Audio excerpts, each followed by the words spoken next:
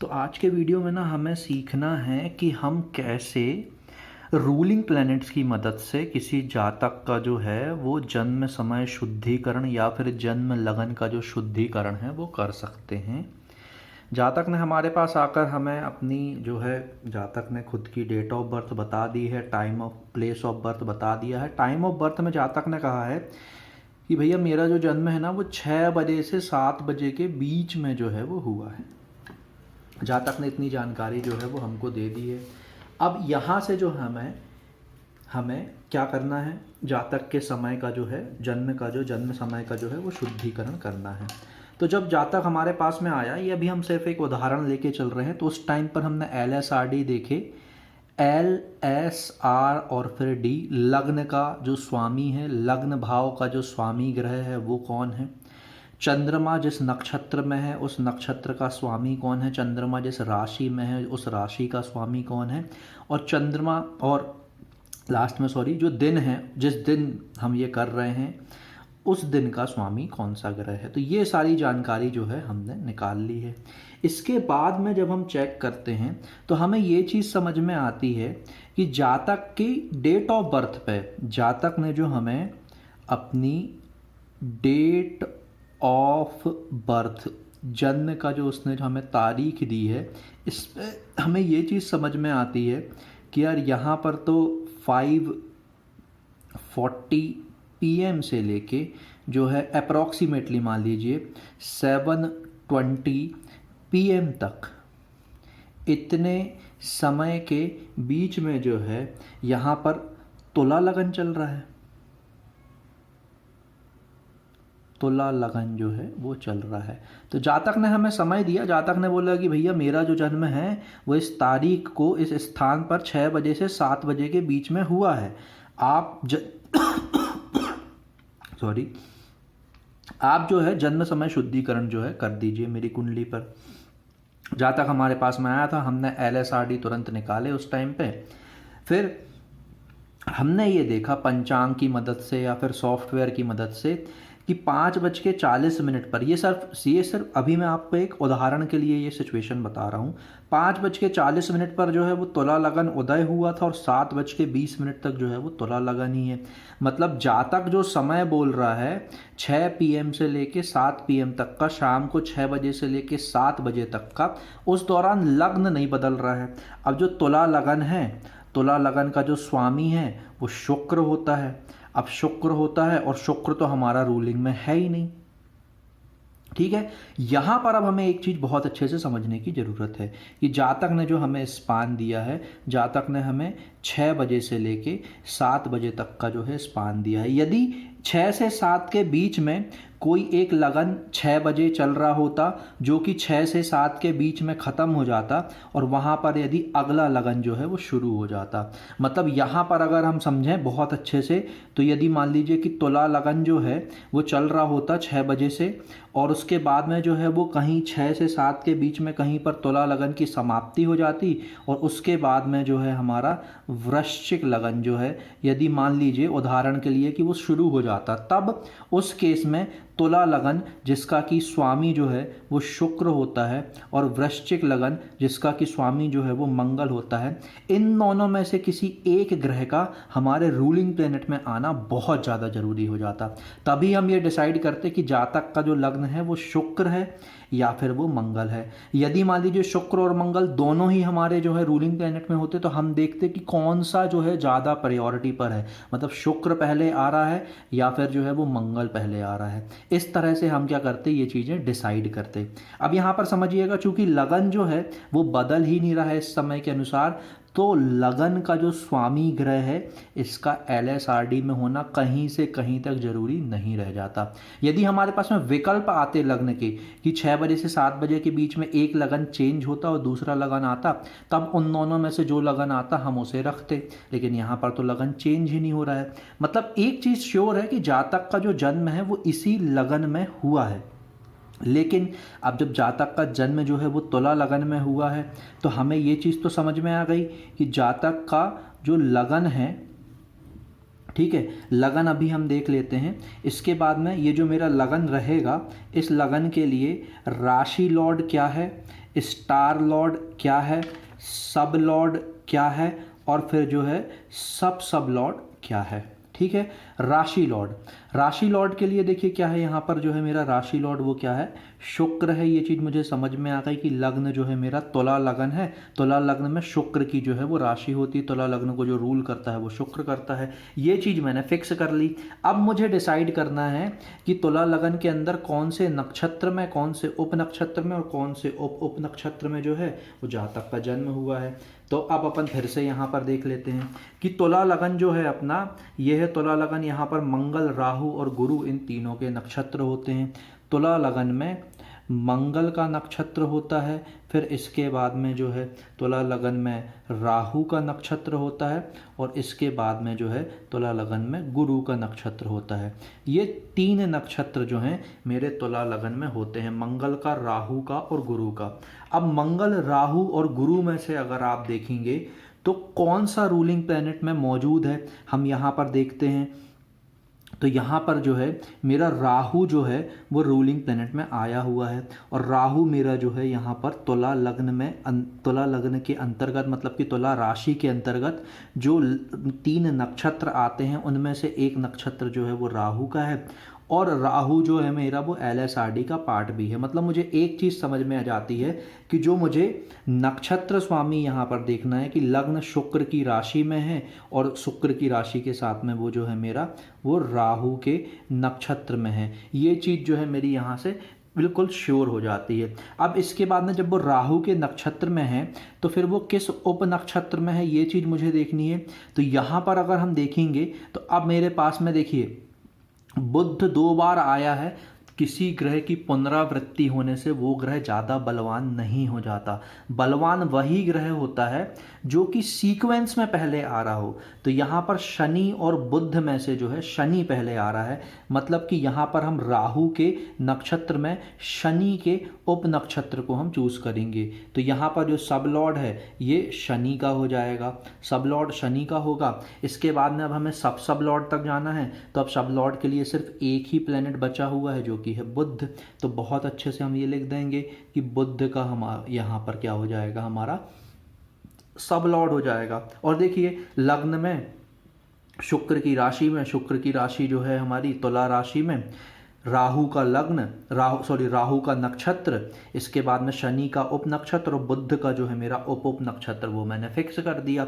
अब मुझे ये नहीं पता कि जो बुध का जो मेरा उप नक्षत्र है ये जिस डिग्री मिनट सेकंड से स्टार्ट हुआ है और ये जिस डिग्री मिनट सेकंड से एंड हुआ है, इसमें मेरा जन्म जो है कहाँ पे हुआ है, मेरा मतलब कि उस जातक का। तो हम इसका जो है मिड पॉइंट ले लेंगे, हम इसका क्या करेंगे, मिड पॉइंट ले लेंगे, और इस मिड पॉइंट पर आकर हम इसको जो है सेट कर देंगे। तो मान लीजिए कि अगर ये जो मेरा है, बहुत अच्छे से समझिएगा, सिर्फ उदाहरण के लिए, ये जो मेरा बुध का जो सब लॉर्ड है, यदि मान लीजिए कि ये जो है मेरा ये 20 सेकंड का होता है, मान लीजिए समझने के लिए, तो मैं क्या करूँगा, 20 सेकंड मतलब कि मैं 10 सेकंड पर देख लूँगा। तो जहाँ से मेरा बुध का सब लॉर्ड शुरू हुआ होगा वहाँ से मैं 10 सेकंड आगे इसको करूँगा। ये डिग्री मिनट सेकंड वाले सेकंड है ना, समय वाले सेकंड नहीं। वहाँ से मैं इसको 10 सेकंड आगे करूँगा और वहाँ पर टाइम को ले जाके फिक्स कर दूँगा। तो इस जातक का जो है मैंने जन्म समय शुद्धिकरण जो है वो कर दिया है। ठीक है, बहुत अच्छे से समझिएगा क्या क्या हमने जानकारी ली। व्यक्ति ने आके हमें अपना डेट ऑफ बर्थ बताया, अब व्यक्ति ने आके हमें अपना प्लेस ऑफ बर्थ बताया। टाइम ऑफ बर्थ में व्यक्ति ने बोला कि भैया मेरा जन्म जो है वो 6 बजे से 7 बजे के बीच में हुआ है। अब हमने LSRD की मदद से देखा, LSRD हमारे ये आए, हमने ये देखा कि यार 5:40 से 7:20 तक लग्न बदल ही नहीं रहा है। मतलब लग्न तो वही रहना है, लग्न तुला ही रहेगा, तुला राशि वाला लग्न रहेगा जो कि शुक्र के द्वारा शासित है। अब हमें ये देखना है कि इस तुला राशि के अंतर्गत कौन कौन से नक्षत्र आते हैं, उनमें से जो नक्षत्र मेरा रूलिंग प्लैनेट में सबसे ज़्यादा रूलिंग प्लैनेट में मेरा मौजूद है, और यदि एक से ज़्यादा नक्षत्र आ रहे हैं तो जो ज़्यादा पावर में मौजूद है उससे मैं ले लूँगा। उसके अंदर फिर मैं उप नक्षत्र फिक्स कर दूंगा, और उसके बाद में फिर जो है मैं उप नक्षत्र भी जो है वो मैं फिक्स कर दूंगा। इस तरह से अपन ने यहाँ पर जो है वो जन्म समय शुद्धिकरण जो है वो कर लिया। ठीक है, तो ये जन्म समय शुद्धिकरण पर जो है हमारा आज का ये पूरा वीडियो था। यहाँ पर मैं आपको कुछ बेसिक चीज़ें जो हैं वो बताना चाहता हूँ कि जो चीज़ें जो हैं आपको क्या है ध्यान रखनी है। ठीक है, फिर कुछ और भी अभी हम चर्चा करेंगे, लेकिन यहाँ पर एक बार क्विक जल्दी से हम क्या करते हैं, रिकॉल कर लेते हैं। तो देखिए हमारे पास में जो क्रम होता है वो क्या होता है, वो होता है केतु, फिर इसके बाद में होता है शुक्र, फिर इसके बाद में होता है सूर्य, फिर इसके बाद में होता है चंद्रमा, फिर इसके बाद में होता है मंगल, फिर इसके बाद में होता है राहु, फिर इसके बाद में होता है गुरु, फिर इसके बाद में होता है शनि, फिर इसके बाद में होता है बुध।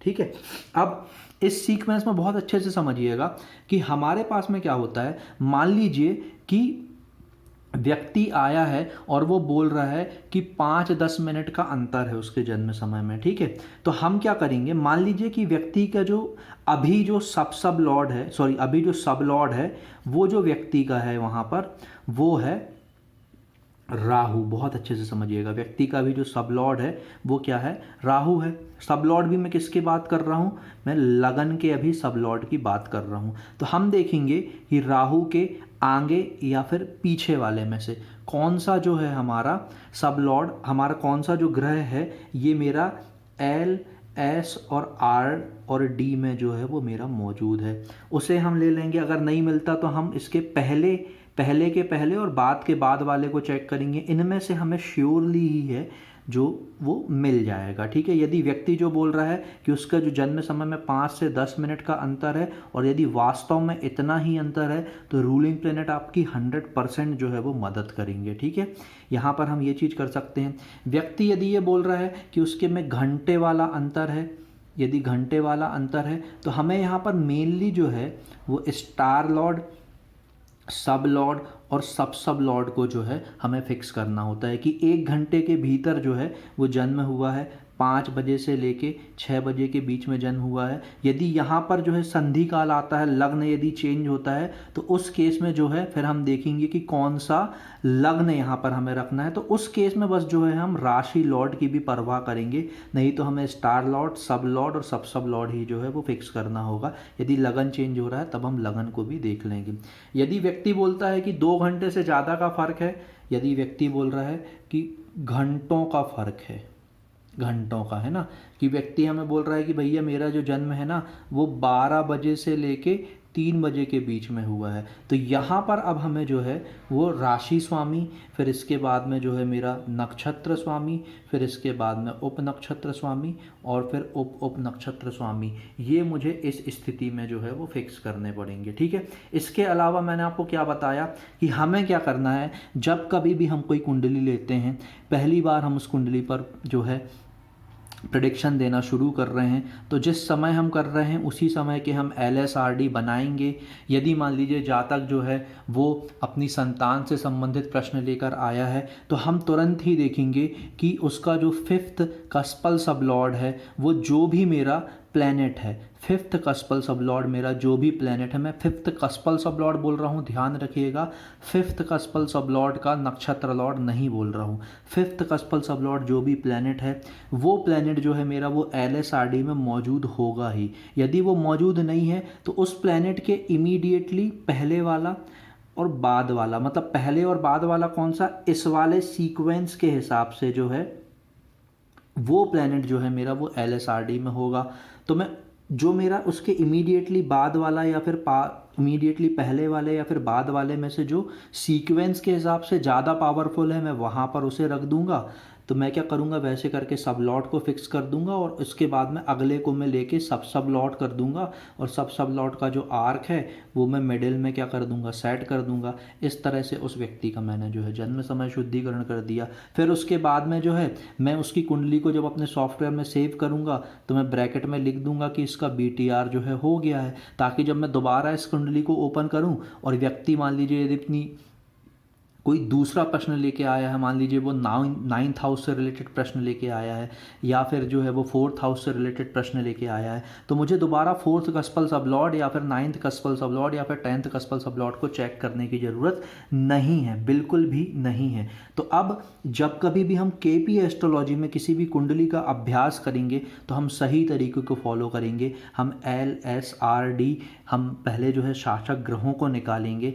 हम ये देखेंगे कि मैं अभी जो है एट प्रेजेंट में इस जातक के विवाह से संबंधित जो है वो परामर्श देना चाह रहा हूँ, या जातक ने जो है मुझसे विवाह से संबंधित प्रश्न पूछा है, तो मैं 7th कस्पल सबलॉर्ड को देखूंगा। यदि वह LSRD में मौजूद है तो बस कोई प्रॉब्लम ही नहीं है, मतलब जातक ने जो टाइम दिया है वो एकदम करेक्ट है। अपन मान लेंगे कि ये टाइम एकदम करेक्ट है, वो टाइम करेक्ट होगा भी। और हम क्या करेंगे, उसके ब्रैकेट में सॉफ्टवेयर में सेव करते समय BTR जो है लिख देंगे कि भैया इसका जो BTR है वो टाइम एकदम करेक्टेड है। दोबारा जब कभी भी हम ओपन करते हैं तो हमें वो दोबारा सही करने की ज़रूरत नहीं है।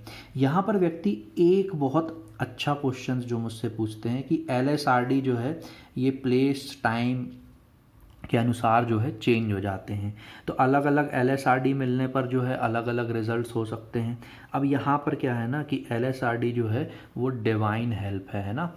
आप एस्ट्रोलॉजी को पढ़ रहे हैं, आप ज्योतिष के एक विद्यार्थी हैं, तो आपके इंटेंशंस जो है ना वो बहुत ज़्यादा क्लीन होने की ज़रूरत है। देखिए कृष्णमूर्ति जी ने LSRD का बहुत ज़्यादा यूज़ किया है। अगर आप रीडर्स पढ़ेंगे, अगर आप एस्ट्रोलॉजी एंड अरिस्टा जो मैगजीन्स है अगर आप वो पढ़ेंगे तो आपको समझ में आएगा कि सब कुछ जो है वो रूलिंग प्लैनेट की मदद से ही किया जाता है। तो अगर आपके इंटेंशंस उतने प्योर होंगे जितने गुरुवर KS कृष्णमूर्ति जी के थे कि मेरे पास में जो भी जातक आया है मुझे अपने ज्ञान के माध्यम से उसकी मदद करनी है, अगर आप इतने साफ इंटेंशंस लेके चलेंगे तो LSRD हमेशा आपकी मदद करेंगे। और अगर समझिएगा, मैं आपके लिए नहीं बोल रहा हूँ, मैं बस एक उदाहरण दे रहा हूँ। और अगर ये सोच रहेगी कि सामने वाला आया है हमें से ज़्यादा से ज़्यादा डरा दें, 51,000 की, 1 लाख की, 1.25 लाख की पूजा करवा दें, है ना, तो उस केस में अगर आप इंटेंशनली ऐसा कर रहे हैं, समझिएगा, ओके, आई रिपीट, अगर आप इंटेंशनली ऐसा कर रहे हैं तो फिर आप ये मत सोचिएगा कि रूलिंग प्लैनेट जो है वो आपकी मदद करेंगे, ठीक है। तो LSRD इंटेंशंस क्लियर रखिएगा तभी आपको जो है वो डिवाइन हेल्प मिलेगी, ठीक है।